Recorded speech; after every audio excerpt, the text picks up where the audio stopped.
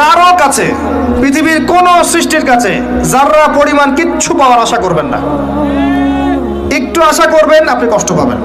কারো কাছে কোনো আশা করতে যাবেন না, শুধু আল্লাহর কাছে আশা করেন। সমস্ত কাজের প্রতিদান আল্লাহর কাছে চান, পরকালে আপনি সুখে থাকবেন ইনশাআল্লাহ। শেষ হাসি আপনি হাসবেন ইনশাআল্লাহ। এছাড়া আমি কোনো সলিউশন দেখি না ভাই। আমি কলিজা থেকে কথাগুলো বললাম আপনাকে,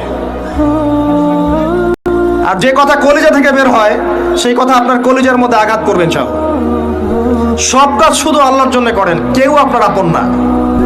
আল্লাহ ছাড়া কেউ আপনার আপন নয়।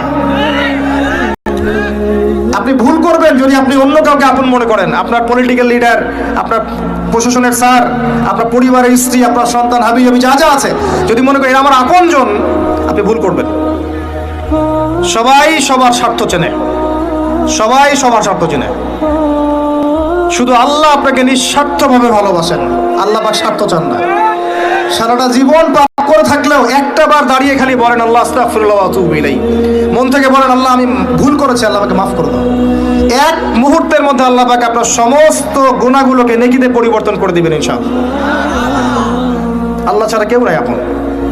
আল্লাহর জন্য খালেস করে ফেলেন নিজেকে, তার দিনের জন্য চেষ্টা করেন।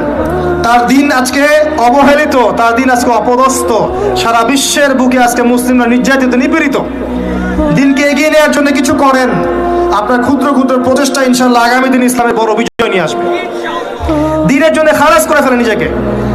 আপনার সময় আছে এখন, জ্ঞান অর্জন করেন, জ্ঞান অর্জন করেন, পড়াশোনা করেন, আলেম ওলামার কাছে গিয়ে ক্লাসিক্যাল বইগুলো পড়েন, প্রজেক্ট রেডি করেন, দাওয়াতি কাজ করেন, বই লিখেন, বক্তব্য দেন, দিনের জন্য করেন। আপনাকে আপনার দুনিয়া আল্লাহ গুছিয়ে দিবেন ইনশাআল্লাহ।